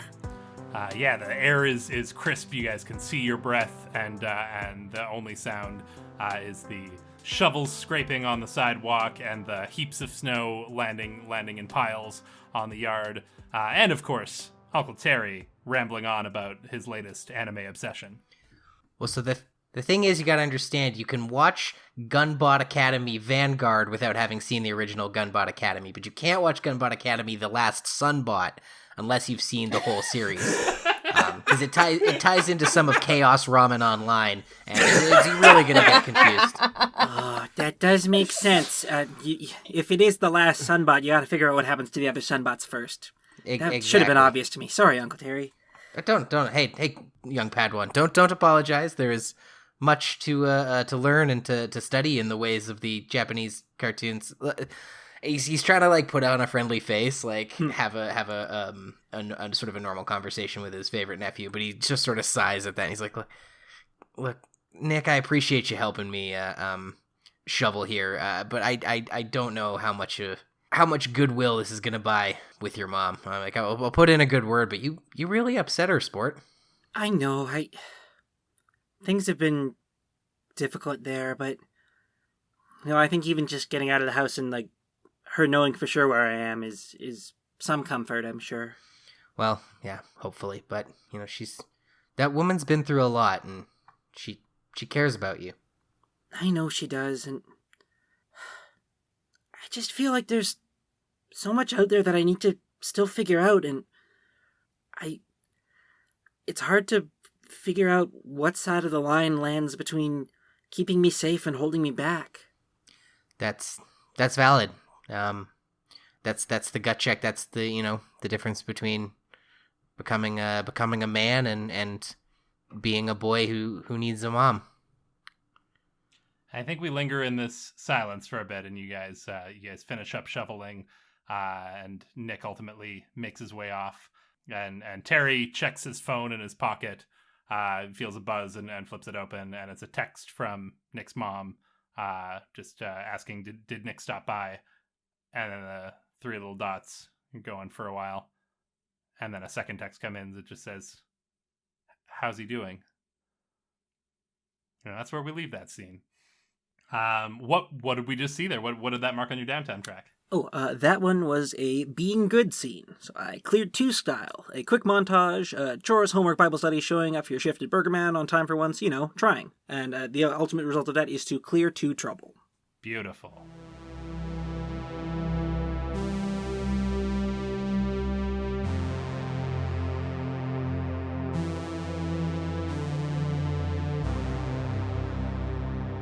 We go to the Capone household. Graham Capone and Chester's dad, they're out and away.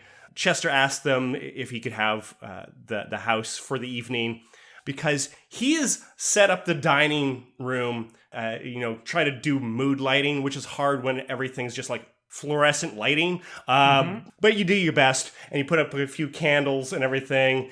And you have Angus and you have Lake, who are seated next to each other as they're waiting for Chester to finish up making some cheesesteaks, the most romantic meal he could think of. And he kind of miscalculated how much time this is taking. Now, Juniper's also there. This is supposed to be a double date type situation, and Juniper is there in the kitchen, trying her best to try to be interested in like how you make a good cheesesteak. Yeah. Because, of course, that relates back to his theory, right? And Chester is there cooking away. I love this, yeah. I think we're, in the kitchen, and Juniper's watching you do this, and is kind of like trying to not, like, get involved or not nitpick, but is also Juniper. So it's like, I just noticed that you put the garlic in first into the pan, and then you added the onions, and really, like, the onions as they cook, the water in the onions is gonna boil off, and so really you should, the garlic's not gonna be able to cook until the onions have boiled off all the water, so we really should have done that in the reverse order. And I noticed the meat still hasn't got in yet, but the buns are already toasted, and that doesn't seem like it's gonna time out. Okay, wait, you're kind of Jennifer, if you just wait, you just feel it out. I found that cooking is just kind of going with it a little bit and just making sure that there's no fires. That's my first number 1 cooking tip. Don't let a fire happen. Let me tell you, it's a whole thing. Anyway. And this fades into the background as we pan over to Lake and Angus sitting at the table, waiting for their meal. Lake just sort of starts to mumble something and then stops. She's just like kind of biting her lower lip, and like she's just beaming. She's like her glitch is like red, her cheeks are red. She's just like So this is the ideal date scenario, right? I nailed it? And Angus is smirking coyly. She's like, all my favorite people are here, and I haven't been on a lot of other dates to compare it to. So far so good. This definitely beats going to see an all ages Real Big Fish concert with Dinesh Pathari in Grand Meringue, and he tried to touch my boobs. It was a whole thing. This is way better. I like this. I just step in for 1 second. It's Grand Meringue, not Grand Meringue like a pie. Just to clarify. Continue. Damn, I was trying to be self-deprecating, but no, this is really nice. I like this. And she grabs his hand. Cool. The grease is a good thing. Yeah, you want a lot of that. That's true. Is it supposed to be spattering me so much, or yeah, it's part of it. It's part of it. And we like both chuckle at Chester, like move our foreheads closer together. The two of them are really cute together. Yeah. Even if they don't know it. Yeah. They work really well together. Yeah. I've kind of been thinking about the last run and how things didn't kind of go great near the end. Yeah. It's too bad about Elliott. I really hope she reconsiders, But that's not why I brought it up. You mentioned something in the run about how, people should talk about how they feel more. Yeah. Angus is kind of grimacing a little bit. He's struggling. Is doing the opposite. She's perked up. She's smiling. Her hopes have never been higher. So I feel like I need to mention how important you are to me. I don't know how if I can say what I want to say. But I'm really glad to have you here with me, and she can see you're struggling, and she's just gonna let you sit in it. She's kind of you look really cute when you're struggling to speak your emotions. Angus is blushing, and he's like, "You're really not gonna interfere on this, huh? You're not gonna..." She shifts in her dining room chair to look at you, she's now looking at you full straight on. You can see her split face and split body. Because last time we talked about this, it really was hey, this is whatever you want it to be, Angus. Kind of balls in your court. So, sort of, this is the second half of the conversation outside of the video hut. Mm-hmm. See, sometimes people have a hard time choosing between Cheese Whiz and Provolone, and really, in the end, you just gotta make a choice. You know what I mean? If you have both cheeses, both options are good, but you really need to make it clear, because if you try to, muddy it too much, you're just gonna have an awful cheesesteak. Let me tell you. Can I call you my girlfriend? Yeah. I really would like you to be my boyfriend. I think you'd make a, as my parents say, you're my better half. I would disagree with that. I'd like that a lot. I'd like you to be my boyfriend. Cool. I think we'd make a good couple's costume. And she takes your hands, sort of each hand in each hand, and because now I feel like we're sitting in chairs facing each other, but the chairs are not. We're both sideways in our chairs, and we're just sort of holding hands in our lap, and maybe a quick smooch, but it's more yay. And then suddenly the smell of cheesesteak wafts up her nose. As you're sitting here in this moment, hands clasped, Angus, you feel your M phone buzz in your pocket. And you don't check it in this moment because that'd be rude. But when you do check it later, it's a notification from my page updating your and Lake's relationship status. And you have no idea how that happened because you didn't see her pull out her phone at any point. But the instant you said it, you got a notification being we're in a relationship.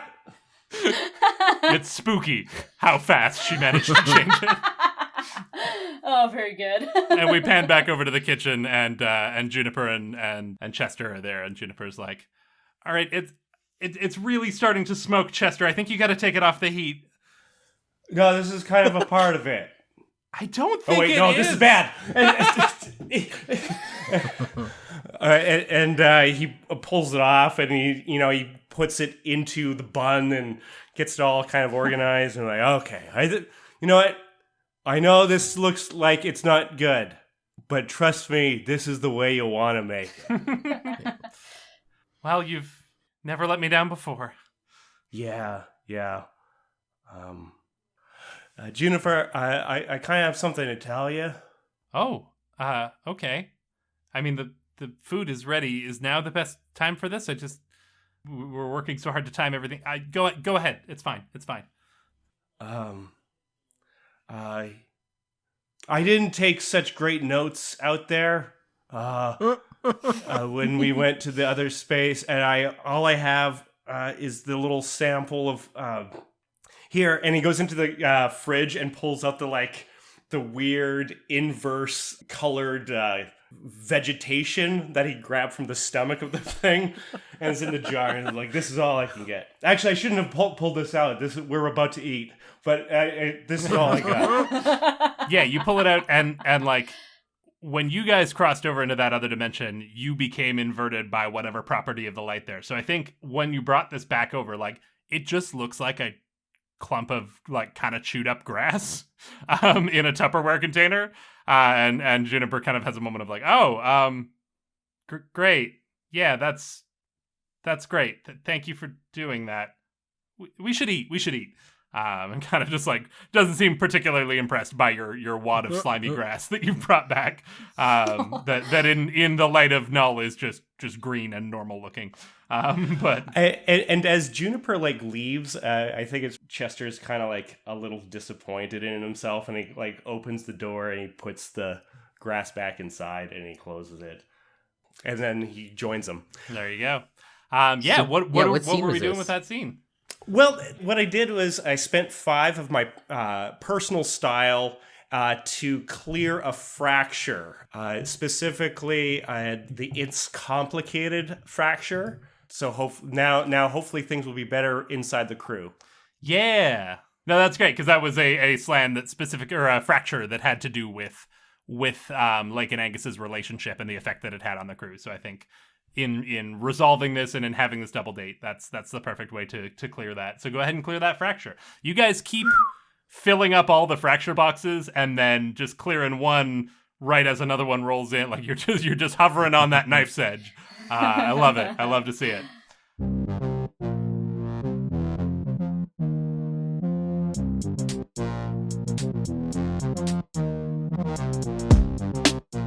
Who would they send it to?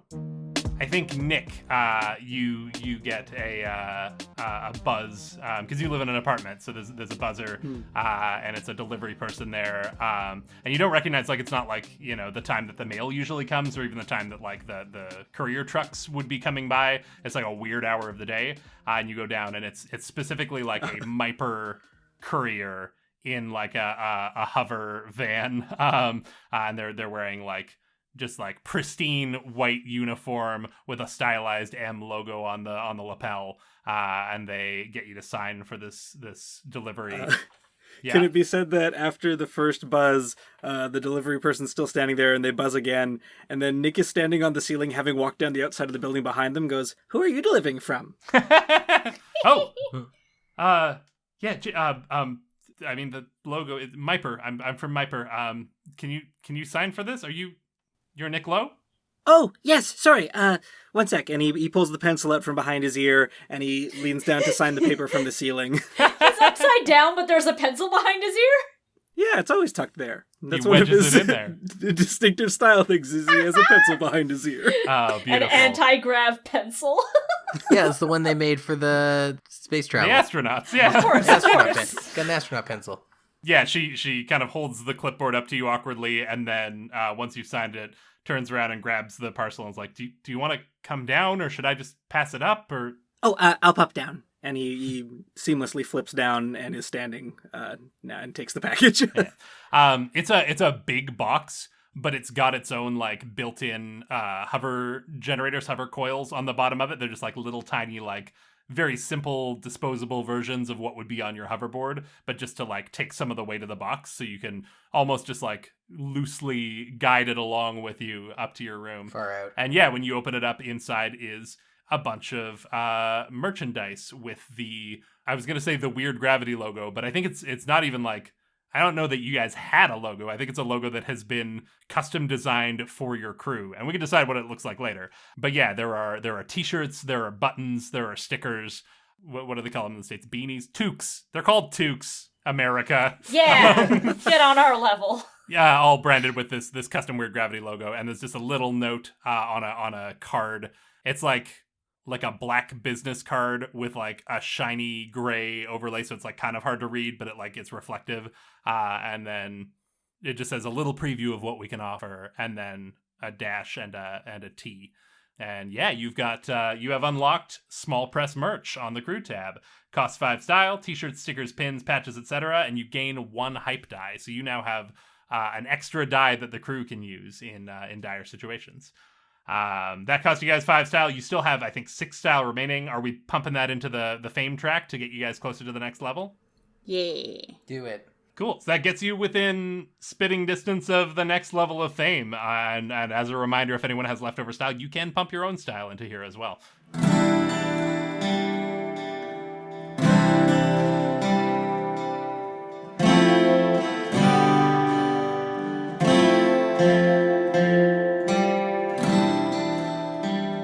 So I think this is at Devani's house, and Elliott kind of sheepishly knocks on the door with her right hand. I don't know if her left hand is in some kind of tensor bandage or something like that.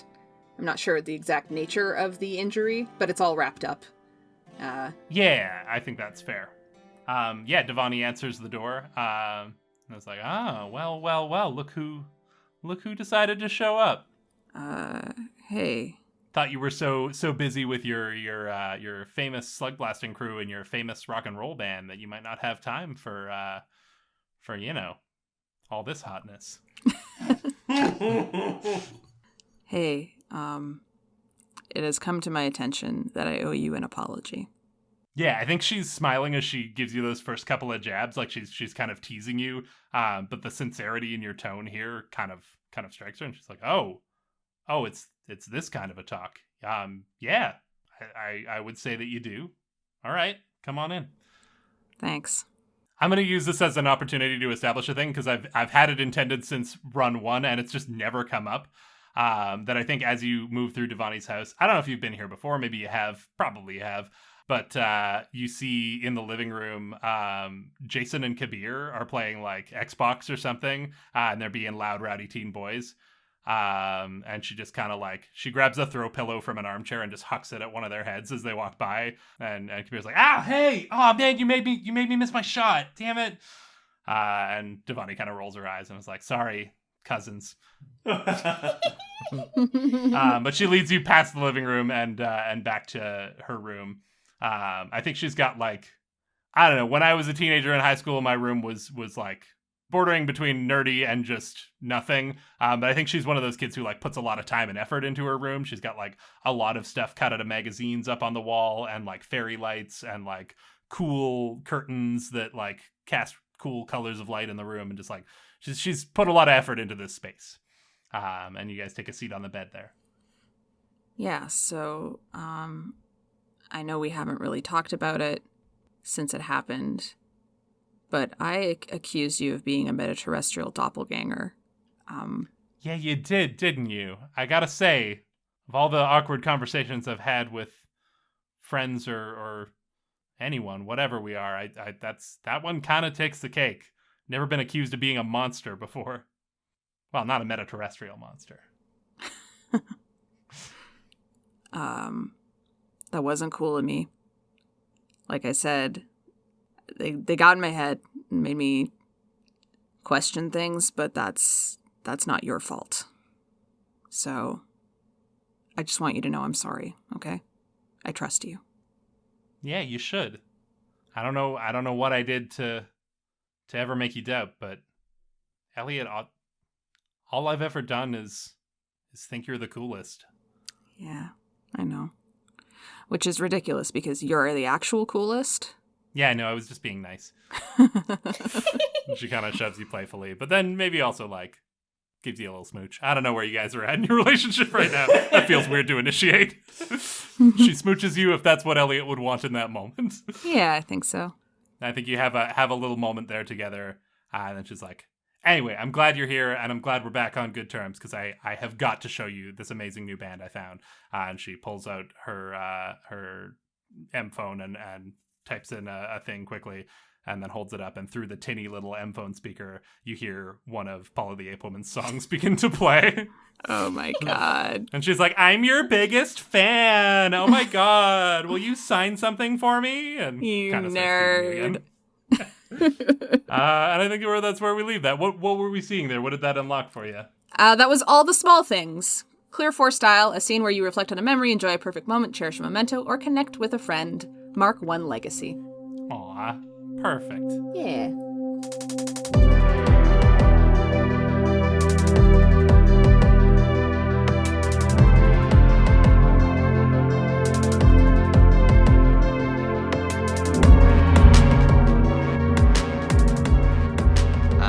Yeah, I think it's time for Lake to pay the piper vis-a-vis the middle finger that got us into this new dimension. So she, Angus walks her home. They like have a little kiss at the end of the steps.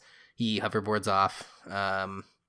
She walks up to the door and she's like, she managed to avoid her mom pre-date. She's able to sneak in a date night with Angus, but it's time to come home and look her mom in the eyes. She like breathes in, fidgets with the weird gravity keychain that Nick gave her from our swag bag. Just like thinks about weird gravity in her team as she holds the little logo. She's like, okay, you can do this. You're okay. She just like walks in and like. I think her mom is already sitting on in the living room, maybe doing something, but also, clearly having one eye on the door. She tries to sneak by, but clearly is unsuccessful. Hello, Lake. Hi, Mom. Can you come here, please? Yeah. And sort of like wanders over to the couch and sits in the love seat that's like perpendicular to the couch. Well, should I even try to give you an opportunity to explain yourself? She goes to try to be like, we found, like, describe what she found. Because remember, her whole plan was like, this was the dream run. She was going to come back with something cool. She was going to come back with stories to tell. Or new technology. And I mean, the Myper thing's pretty sweet, but also Elliott hurt her hand, and so she's just like, no, Mom, look, I love slug blasting, and I love doing it with my friends, and Camry did it for years. He's like one of the OG guys in Hillview, and it's not fair. It's not fair. You know the difference between you and Camry? Camry isn't a slug blaster right now. But you seem to care a whole lot more about it in spite of everything. Everything that I am trying to do for you. But you say do for me, but I feel like you're just holding me back, like. And she like puts her hands out, like gesticulates forward, and then realizes like she's got this glitch, like she has hurt herself doing this, and she's like realized she doesn't really have a leg to stand on. And it's like, oh yes, I'm holding you back, Lake. I'm holding you back from, and she actually like gestures to Lake's glitch. All of the things that I see has happened to you, and all of the things that I don't see. Well, you never noticed me before. Excuse me? Yeah, you and Dad never paid attention to me until I started slug blasting and until I got the glitch, and I'm just your middle child. I'm not your baby. I'm not your golden child eldest who you let do anything. Hammock and Camry both can get away with anything, and they're a decade apart, and I just have to sit here and be unnoticeable. People are finally noticing me, Mom. People finally notice and care, and I have friends, and we have merch. And she like, it's a really impotent gesture, but she like throws the keychain down on the table. We have merch. Oh, okay. I am so sorry that you think that the only time I have ever noticed you is when you're doing something wrong. Is that really what you think of me? Of your mother? Yeah, that's what you, not just me, but anyone. I mean, look, you're the head of a ding-dang Doorways chapter. All you do is narc on people's good time and hold everyone back. You're not just holding me back from slug blasting, you're holding back the entire Hillview. I should hope so. Go to your room. That's where I want to go. And she like runs off crying and slams her door. As Lake's mom is left in this awkward moment, just fuming in the living room, a newspaper lowers, and Lake's dad, who's been sitting in the room in an armchair this entire time in the background, like he always does, is like, she's just going through one of those phases. And then the newspaper goes back up. What did we just see there? Well, that was Trouble at Home. Okay. Actually, it was two things. It was trouble at home, clear up to 2 trouble, your family disapproves, how, do they have good intentions, do you know, take a slam. So I'll let you tell me which slam I take there, Robyn, but I'm also going to make that a passion scene, where I'm gonna heart playbook special by clearing 2 style, as well as the 2 trouble. My special that I'm going to get is team player. So you mark 1 style whenever you help someone with teamwork. And while you decide what the slam looks like, I think it says pick a teammate who notices, and I think it's going to be Nick. I think as soon as she gets to her room, she's just going to text Nick, being like, ugh, moms. Yeah? Did something happen, Lake? I finally told my mom and Doorways and everything to just take a hike and leave us alone. The Doorways is like ruining slug blasting for everybody. I called her a buzzkill to her face. Whoa. How's things with your mom? They're still pretty shaky. I don't understand it. Is it natural for all moms to hate slug blasting? Yeah, I guess they can't handle that they're gonna work and keep, I don't know, Nick. Huh. It just feels like she's holding me back. Well, maybe on some level they're right. I mean, Elliott did get hurt. And Angus has gotten hurt. Chester's always getting hurt. But maybe he likes it? He's got a movie about it. He does. Have you seen it yet? Yeah, that's pretty sweet. I'm sorry that things are rough, Lake, but I'm sure you and your mom are going to find some common ground somewhere. I hope so. Thanks, Nick. I hope you and your mom find some common ground, too. Oh my god, I hope they don't talk. Oh god, I hope they don't talk. Oh no, I don't want that. Oh jeez, oh god, okay. My mom's already so busy she can't join Doorways. Please, Lake, no. I'll try. Oh god, oh jeez. Delete my address from the contact. Dude, I don't want to get my signature device taken away.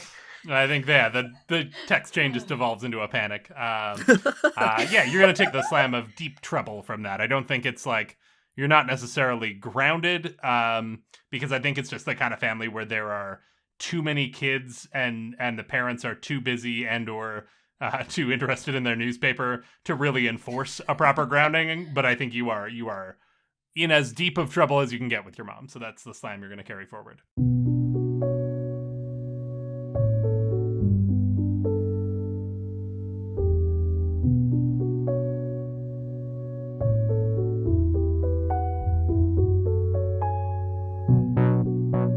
Have been obviously not so great with Angus in regards to home and school. He's staying with Chester for now. He keeps reassuring Chester that it'll only be for a few days, and then he'll figure out what he needs to do next. It's coming up on probably a week, and I don't think he's really established much communication with his family. I could see both his mom and Garrett trying to reach out to him. He doesn't answer any calls. He would send a text to his mom. I met my friends. I'm going to school. I'm fine. He wouldn't respond to any communication at all from Garrett. I think Garrett does try to text you occasionally, kind of trying to like check in and make sure that things are going well. I think when you text your mom, you get a response that's just an emoji of a duck, and you're pretty sure that she didn't mean to send that, but you take it as acknowledgement that she's at least seen your text and read it. But she doesn't clarify any further, so you have no indication as to how she feels about this, other than a duck. Other than a duck, of course. Mm-hmm. He is still going to school. Every day he goes, I think he has a bit of a lump in his throat, and then as, the bell rings and he sits down for first period class and looks at the teacher and nothing happens, the anxiety slowly wanes throughout the day. And on one morning, Angus asks Chester to make his special breakfast, and he's going to take it to go. And later, in the school parking lot, he is going to hurl the contents of that cup at Patterchuck's car. Oh boy. Part of me wants to make you roll for it, but no, you coat Patterchuck's 1975 Chevrolet Caprice classic. Oh, baby. Cream colored with sort of an olive green roof. And you just absolutely coat it in liquid egg. Oh, right on the roof. Yeah. Right where it really will stand out. Yeah. And it's winter too, so it freezes. Yeah. Oh. Didn't he just get his car repaired from that accident at Town Day? He did! The fender's still got like a dent in it, and yeah, absolutely. Now it's covered in egg. And what was that? What did that unlock for you there? Struggling, clear up to 3 trouble. Your issues get worse. You act out, project, misidentify your problem, mark 1 doom. So yeah, I'd say that this is Angus acting out. Can we just hear a little snippet of Patterchuck muttering to himself on his way out of school and then realizing what's happened? All right, well, let's put in another honest day's work. That's all you can do. Just take it one day at a time, and we're changing lives here. It's a marathon, not a sprint. We're gonna get it. We're gonna help these kids, and there we go out to the. Oh no! Oh, what the? Who would do that?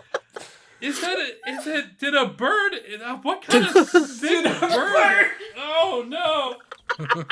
That's not good. Oh, it's on the window. It's all in the crack of the window. Oh. Is that good? Is that a good enough snippet? To think that a bird might have accidentally laid eggs while flying overhead is so good. Oh my god! And not just one, but multiple, like it was like dive bombing it. With no shells! What? No.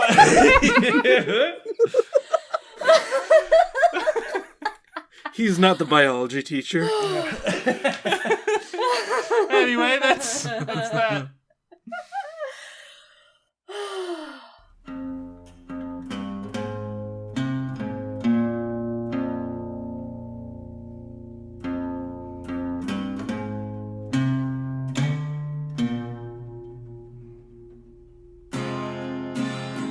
So we're gonna have the morning before the tour starts. Yeah. And it's gonna be early in the morning, and Michelle and Riku have driven to Elliott's place to pick her up, helping to. I mean, she doesn't have anything to load up because it's all in her guitar, or it's all in her backpack, but she still has to ride with them. Absolutely, yeah. I think maybe the because this tour was set up through their old record label, it's not the kind of thing where you're not hoverboarding to get to these different dimensions. It's they've set up a portal zone similar to how you guys got to Multipalooza, but maybe it's like somewhere in a bigger center, Grand Moraine or what have you. So one way or another, you guys have a little bit of a road trip ahead of you. And in order to get where you're going by the time you need to be there, Elliott has to be awake at the ungodly hour of 7 a.m, which is not actually that ungodly, but for Elliott, it's it's rough. I picture Elliott as the kind of person who rolls out of bed 5 minutes before you have to be at school kind of thing. So this is a lot for her. And so, yeah, you're standing on your front step. You can see your breath. Elliott's a coffee drinker, yeah? Oh, yeah, absolutely. I think you've got a coffee. And then as they pull up, you hear the sputtering sound of this van that belongs to one of your bandmates, and it comes rolling up, and you see inside that they've picked up coffee, as was the plan, and they kind of look at you quizzically as what we brought coffee, and you just give them a look that says that you know full well this was the plan. Double coffee was your intent all along. So you drain the rest of your coffee, grab your new coffee, and climb into the van there. As you do, I think you reach out with your left hand, and as you take the coffee, that you feel that warmth, and you've still got an ache in this hand. You've haven't had to cancel the tour. You've been practicing, and you're rebuilding your strength, and it's not like it was. You're still a little bit sloppy here, but you're not it's not in a cast. You're able to play, but every time you do, you feel that jolt, that little dull ache, that reminder of what happened there. But the warm coffee cup in the hand is soothing, and it helps a little bit. And you climb into the van. As you do so, Do you have any messages to send off to the rest of the crew, or any final words before you head out on this new chapter? Or I'd like to think we've maybe texted you. Yeah, I think that's very true. Your phone maybe has a bunch of notifications from each individual member of the crew. Can we go around? Can we go around the horn? Yeah, absolutely. Yeah, I'll call him out. Angus. Good luck on your tour. And thanks for the last run. I mean it. I think it was good for us. Nick. I'm so sorry about your hand, Elliott. I hope it all goes well on the tour. If you have any time when you get back, hit me up. I think I have some ideas for souping up your recorder. Lake. Had Elliott told everyone this was the plan before the run, I think she would have had a more support. But I think Lake is actually pretty hurt by this, and she's like, the best she can muster is weird gravity is not gonna be the same without you. And Chester. When you sing a song, make sure the tax man doesn't hear it. Otherwise, he's gonna get you. I feel like Elliott reads them in that order. And kind of laughs despite herself. And I think they have a weird gravity text chain. Mm-hmm. And she texts everyone back at once. And it just says, "See you when I get back. Bye." The van rolls off into the distance as the early morning sun. What am I saying? It's 7 a.m. and it's wintertime in Alberta. No, there's no sunlight. It's pitch black out. But we see it emerge into a street light and then disappear and then reappear and then disappear as it heads off into the distance. Huge cloud of blue exhaust funneling out from behind. And Elliott heads off into the unknown. Many names were given to me, but my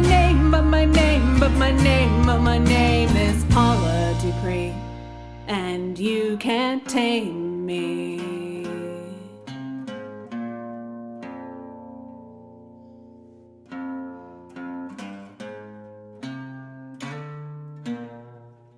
So yeah, I had one last thing for Nick here. And I think this comes in still that same day that he went to go help Uncle Terry shovel. This is just later. This is him coming home after having done that. And he makes his way into the apartment, up the stairs, toward the apartment that he and his mom share. And he unlocks the door and steps on into the apartment. Hi, Mom. I'm back from Uncle Terry's. That's good. How's Terry doing? He's good. He didn't throw out his back this time, so that's always a nice touch. It's good that you helped him. Yeah. Oh, and he said he'll still be on for dinner on Friday, so you can check in with him then. Okay. Well, I'm just gonna go do some homework and stuff in my room, if that's okay. Right. Go ahead. Okay. Bye. And Nick heads on into his room. Can I just say the chills of like that feeling of like being in trouble with your parents and like it's been some time, so you're not like actively yelling, but things still aren't good. Like that was a core memory to like, oh, that made me legit uncomfortable. I was like, oh, I feel like I've been here. Anyway, continue. Well, maybe I could shake off a little bit of that feeling, because instead of actually doing homework, Nick is going back into his room, to his little sort of pseudo workshop at his desk, to do a bit of in the lab. So I am going to clear some style to roll dice for a couple of parts here, and I've cleared 2, so I get... I guess I'll do this one at a time. Clear a style, roll a die. I have rolled... It's a 6. Okay, boy, oh boy. Your choice and roll again. Yeah, I will take a gem and roll again. This is still off that first style then, and that's a 4, which is another gem. Now spending my other style for second die to roll a 1, which is a coil. And are you spending those on anything in particular? I don't think so. I think I'm going to hold on to those. The idea here being sort of that Nick has been stockpiling a lot of components and stuff over time, and if we look at sort of what he's been working on, his current work in progress, if you will, on his desk, it actually seems like the framework for another Negatana.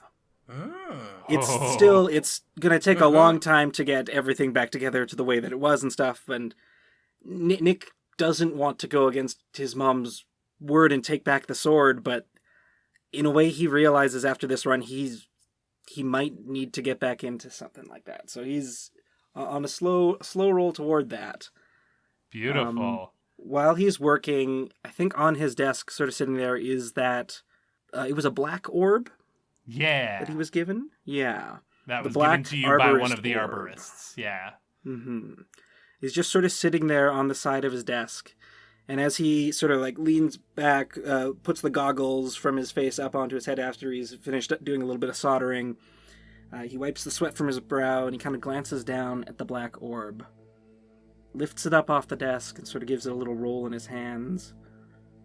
And taking a quick glance over the door, just seeing if he can hear any movement around in the apartment, he takes a deep breath and he cracks it on the edge of his desk. And I think upon impact, it emits this burst of purple energy, and I think it actually like pushes you back, like your whole chair goes careening back a little ways. And this purple energy expands outward and slowly stabilizes into this glowing, crackling ring floating in the air just in front of you. I like the idea that your chair like fully tips over, like you're knocked on your back and you have to sort of pick yourself up to see this. It appears to be some sort of a portal. The inside is dark, but not the same impermeable black that you're used to seeing when you create portals with your hoverboards. Instead, it just appears to lead into a small, darkened chamber, maybe about 3 feet square. It doesn't seem to like lead anywhere beyond that, and you begin to feel like a little bit of disappointment until you notice that there's something sitting on the floor of this chamber.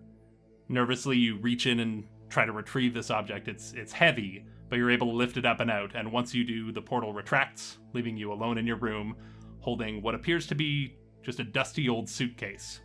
However, Nick, you recognize it immediately. It's your dad's old drow computer.